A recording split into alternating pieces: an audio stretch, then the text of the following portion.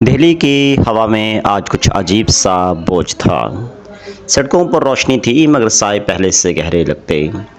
शहर का शोर जैसे किसी अनजाने खौफ में दब गया। लोगों की आंखों में चमक थी मगर चेहरों पर थकन, और इस थकन में एक बेनाम सा इज़्तिराब छुपा था। शाम के वक़्त रेडियो पर एक ऐलान सुनाई दिया, दिल्ली वालों तैयार हो जाओ, कुछ गैर मामूली होने वाला है। लोगों ने हंसते हुए उसे मजाक समझकर छोड़ दिया, मगर जो हुआ वो किसी भी मजाक से ज़्यादा खौफनाक था। अगली सुबह शहर के हर कोने में पोस्टर चिपके थे। इन पोस्टरों पर लिखा था, इंडिया का सबसे बड़ा हॉरर कौन। नीचे सुर्ख हरूफों में एक जुमला लरसता दिखाई देता, ये सिर्फ फेस्टिवल नहीं, तुम्हारे खौफ का दरवाज़ा है। कुछ लोगों ने हंसी में उड़ा दिया, कुछ बेचैन हो गए।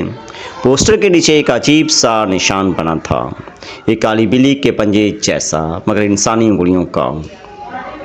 रात होते ही सोशल मीडिया पर एक वीडियो वायरल हुई।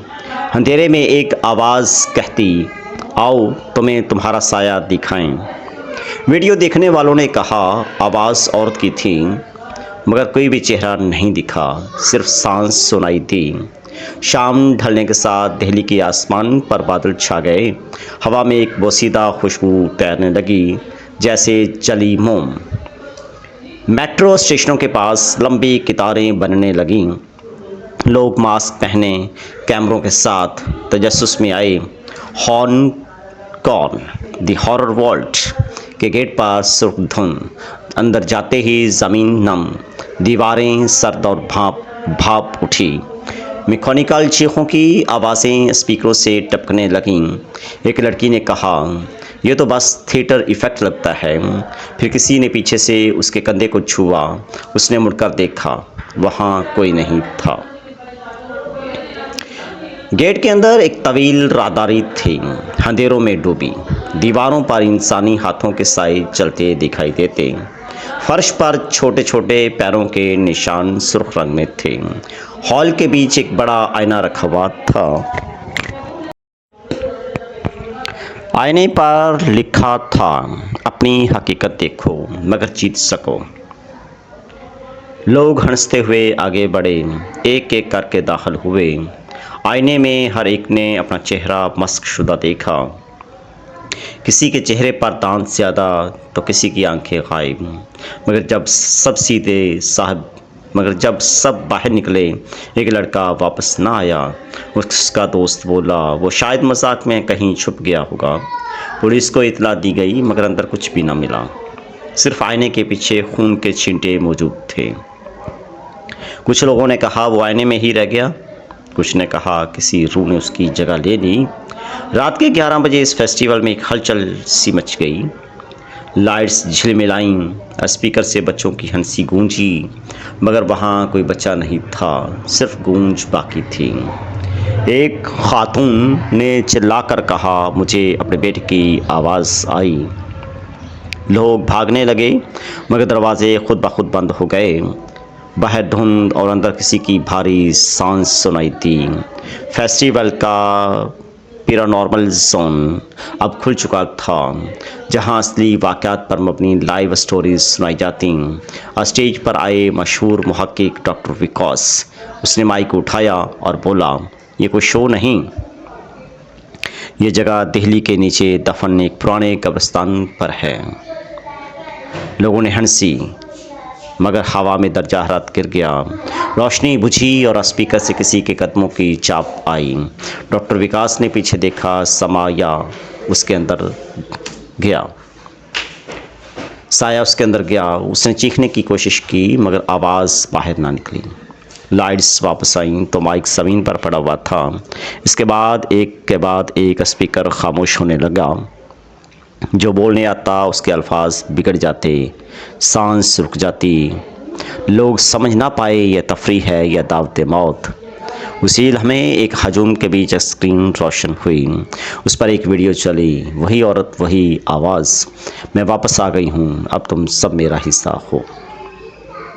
लोगों के चेहरे सफ़ेद, दिलों के धड़कने बेकाबू। पुलिस बाहर खड़ी थी मगर कोई अंदर आने को तैयार नहीं था। जब दरवाज़ा खुला, अंदर सिर्फ खामोशी और खून था। उस दिन के बाद वो मुकाम दिल्ली की लानत कहलाया। रात के 2 बजे शहर के अस्पतालों में रिपोर्ट्स आईं। दर्जनों लोगों को दिल का दौरा, कुछ बेहोश, कुछ लापता पाए गए। मीडिया ने उसे मॉस हॉलो सेंसेशंस कहा, मगर हकीकत अलग थी। पोस्टर गायब हो गए, मगर लोगों के ख्वाब बदल गए। हर वो शख्स जो फेस्टिवल में गया था आईने से डरने लगा। कुछ ने बताया उनके कमरे में रात को बिल्ली बोलती है। कहा वो औरत अब हर सेल्फी में दिखती है, और कुछ कभी जागे ही नहीं, हमेशा के लिए सो गए। दिल्ली ने पहली बार समझा तफरीह और नहुसत में फ़ासला कम।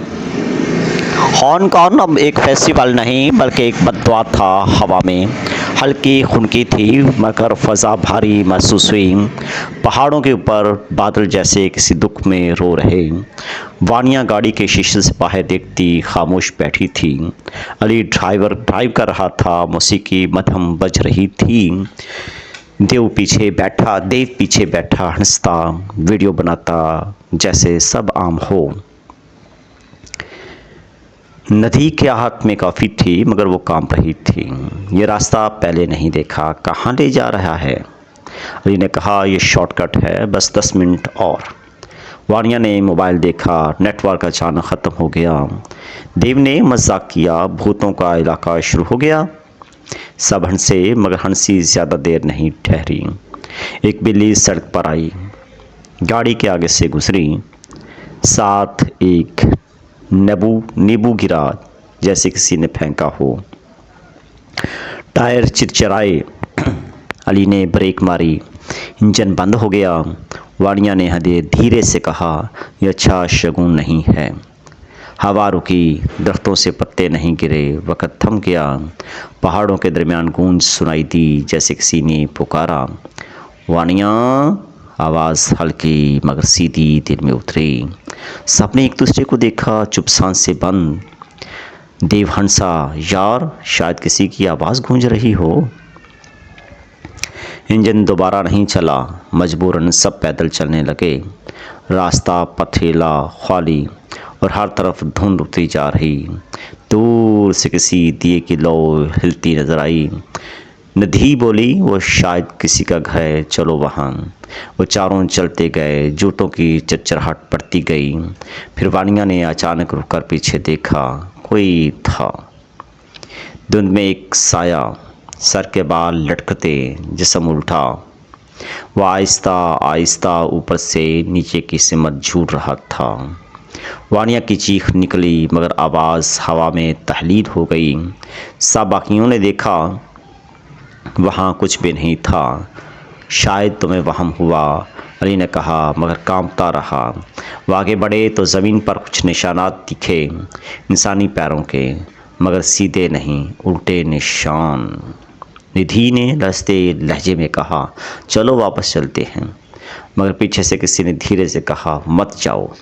सब रुक गए, सांस रुकी, दिल की धड़कन जैसे फट जाए। देव ने कैमरा ऊंचा किया, कौन है वहाँ? दिखाओ खुद को। कैमरा फ्लैश हुआ, फ्रेम में सिर्फ वानिया खड़ी थी, मगर उसके पीछे वो खुद ही एक बार फिर खड़ी। बाल बिखरे, चेहरा नीला और आंखों से खून बहता। सब ने भागने की कोशिश की, मगर रास्ता ख़त्म हो गया। धूप की जगह अंधेरा, ज़मीन की जगह कोई खला। वो चीखे, मगर आवाज़ जैसे किसी कुएं में गिर गई। फिर एक चीख गूंजी, वापस ना देखना, मगर देर हो चुकी थी। नदी ने मुड़कर देखा, उसकी आंखों में कुछ टूटा, चेहरा सया पड़ा, जिस्म अकड़ गया, होंठों पर मुस्कुराहट जम गई।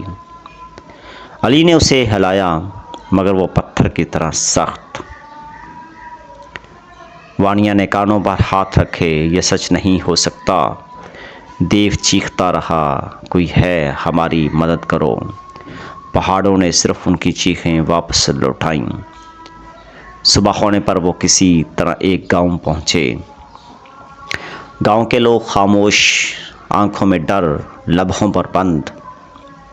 एक बूढ़ी औरत ने कहा, तुम वहाँ क्यों गए थे?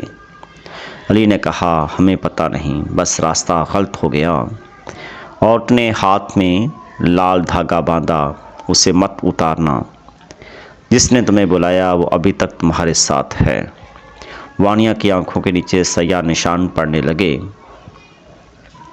रात को जब वो सोई तो ख्वाब में वो औरत देखी, उल्टी लटकी, चेहरे पर राख, बालों में बिल्ली के पंजे, और वो धीरे से बोली, मैं तुम्हारे अंदर हूँ वानिया। अगली सुबह अली लापता था, सिर्फ उसके कपड़े मिले, उन पर खून के धब्बे और नींबू के छिलके लगे। देव ने पुलिस बुलाई मगर कोई निशान नहीं मिला। गांव वाले बोले, ये जगह कभी खाली नहीं रहती, जो एक बार आ जाए वो खुद को नहीं छोड़ पाता। रात को वानिया ने आईने में देखा, अली खड़ा था, उसकी आंखें लाल, मुस्कुराहट खाली, होंठ नीले। उसने कहा, मैं ठीक हूँ, तुम भी आ जाओ। वानिया के चीखने से शीशे टूट गए, खून छींटा, और उसी वक्त बिल्ली की आवाज़ सुनाई दी, म्याऊं म्याऊं।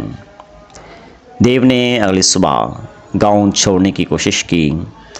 बस के पास गया तो ड्राइवर ने रास्ता बंद बताया। ये रास्ता सिर्फ दिन में खुलता, रात में नहीं। अगर चले गए तो तुम कभी वापस नहीं आओगे। वो रुक गया, वापस कमरे में आया।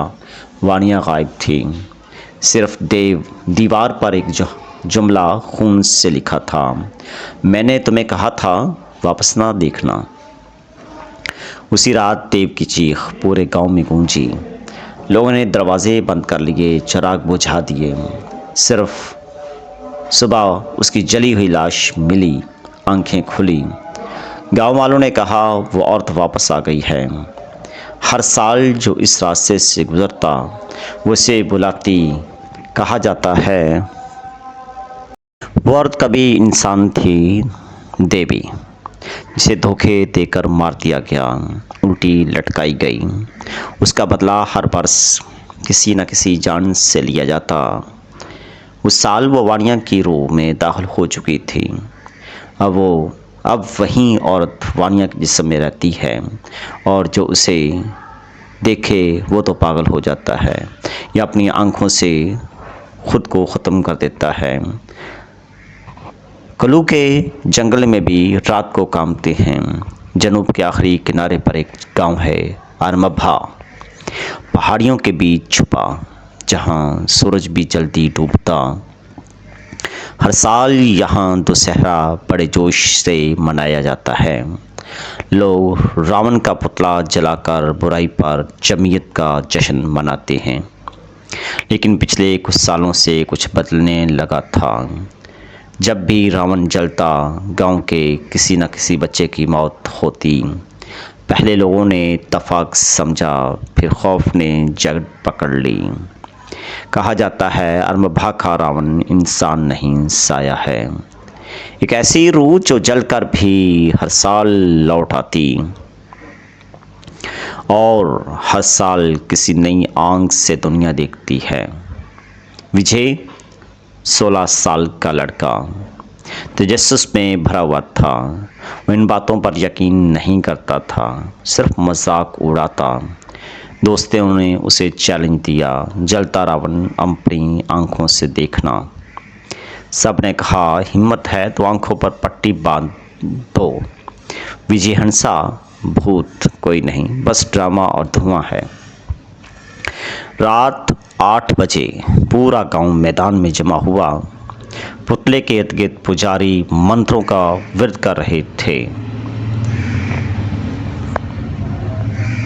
हवा में घी, तेल और राख की मिली खुशबू फैल गई। ढोल बजने लगे, जय श्री राम की गूंज हर तरफ, और उसी लम्हे आग की पहली चिंगारी भड़की। पुतला दहकने लगा, शोले आसमान को छूने लगे। सबने अपनी आंखों पर पट्टियां बांध लीं खामोशी से, मगर विजय ने नहीं। वो खड़ा रहा, आंखें पूरी खुली। शोलों में उसने कुछ देखा, इंसानों से बड़ा साया। एक चेहरा राख से बना उसकी तरफ देख रहा। आवाज़ आई, तुमने मुझे क्यों देखा, अब तुम मेरा हिस्सा हो। विजय का जिस्म लरसा मगर उसके कदम जम गए। उसने चीखने की कोशिश की मगर आवाज़ ना निकली। आग के बीच से दो सुर्ख हाथ निकले और बढ़ने लगे। लोगों ने महसूस किया, धुएं के साथ खून की बू फैली। पूजा ख़त्म हुई तो सबने पट्टियाँ हटा दी। विजय ज़मीन पर गिरा था, आंखें खुली, सांस बंद। उसके होंठों पर जलने के निशान मगर आग नहीं छुई। पुजारी ने कहा, इसने नाफरमानी की। रावण ने देख लिया। गांव में सन्नाटा छा गया। लोग घरों को भागे। उस रात हवा में राख नहीं, चीखों की गूंज थी। इस सुबह विजय की मां ने देखा, बेटा मुस्कुरा रहा है, आंखों में सुर्खी, होंठों पर जली हुई हंसी जमी। वो धीरे से बोला, माँ आज मेला फिर लगेगा। और उसके पीछे दीवार पर साए रेंगने लगे। उस दिन से गांव में दुशहरा मनाना ममनू हो गया। लेकिन हर साल इसी तारीख को आग खुद भड़क उठती। किसी ने माचिस नहीं जलाई, फिर भी रावण दहक उठता और हर बार कोई ना कोई चेहरा आग में नज़र आता। कभी औरत तो कभी बच्चा, कभी बूढ़ा, कभी जवान। लोगों ने पुजारी बदले, रस्में बदलीं, मन्नतें बदलीं, मगर बद्दुआ नहीं टूटी। साया हर साल लौट आया। एक रात एक बुज़ुर्ग ने कहा, ये रावण नहीं जलता, ये वो हैं जो जलाए गए, इंसाफ के बग़ैर मरे। उनकी चीखें आग में कैद हैं, जो देखे वो जलता है। साल गुज़रते गए। आरमभा का गांव, आरमभा का नाम लोगों की ज़बानों से मिट गया। अब सिर्फ दास्तान बाकी रही, जिस रात के वक़्त सुनाया जाता। कहते हैं अगर कोई बच्चा ज़िद करे मेला देखने की तो उसके ख्वाबों में वो जलता रावण आ जाता है। आग के बीच एक साया चलता, सर उठाता, नाम लेता, विजय विजय वापस आओ, मेला अधूरा है। फिर बच्चा बुखार में मुब्तला हो जाता और सुबह मर जाता। डॉक्टर कुछ न समझ पाते मगर माँ जानती थी। उसने सुना था वो नाम, वही जो राख से बोला था। और उस रात मेले का ढोल खुद ब खुद बजने लगता।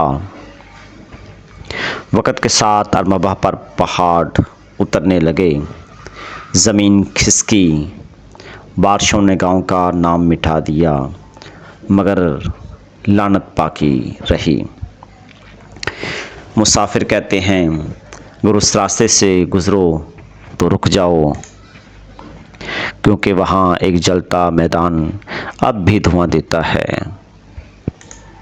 और धुआं आरमभा से दिल्ली तक पहुँचने लगता। कहते हैं दिल्ली के हॉर्न कॉर्न फेस्टिवल की पहली रात जब लाइट्स बुझीं तो धुंध आरमभा के मैदान से उठी। एक औरत उल्टी लटकी और एक लड़का चलता नजर आया। फिर किसी ने खास सरगोशी सुनी, कहानी अभी ख़त्म नहीं हुई।